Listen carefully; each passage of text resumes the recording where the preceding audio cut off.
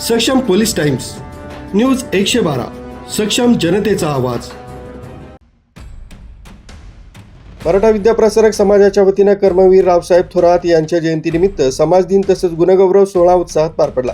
यावेळी शालेय शिक्षण मंत्री दादा भुसे यांनी मविप्रच्या कार्यविस्तारासाठी शासनाकडून सर्वतोपरी सहकार्य करण्याची ग्वाही दिली। विद्यार्थ्यांसाठी आधुनिक स्पर्धा परीक्षा केंद्र तसेच क्रीडा प्रबोधिनी स्थापन करून संस्थेने कार्यक्षेत्र वाढवावं असं आवाहन भुसे यांनी केलं।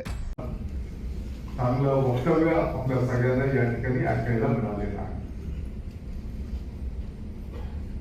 कर्मवीर रावसाहेब थोरात साहेबांनी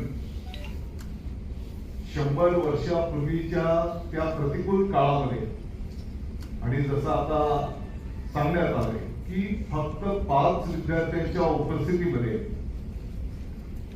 अनेक लोकांना सोबत घेत एक लहानसं रोपटं लावलं आणि आज त्या लहानशा रोपट्याचं या ठिकाणी एका मोठ्या वटवृक्षामध्ये रूपांतर झालेलं आपण सर्वजण पाहतो आहोत। मला वाटतं की त्या प्रतिकूल काळामध्ये एकीकडे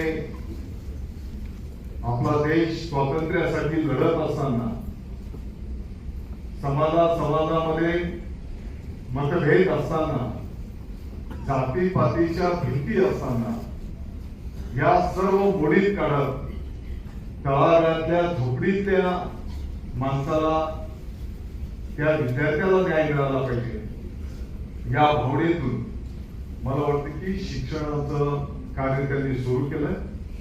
चालू शैक्षणिक वर्षापासून सर्व अभ्यासक्रमांमध्ये छत्रपती शिवाजी महाराजांचा सविस्तर इतिहास समाविष्ट करण्याची माहितीही त्यांनी दिली। विद्यार्थ्यांनी मोबाईलचा अतिवापर टाळून कुटुंबियांशी संवाद वाढवावा असं आवाहन त्यांनी केलंय। कार्यक्रमाच्या अध्यक्षस्थानी मविप्रचे अध्यक्ष डॉक्टर सुनील ढिकले हे होते।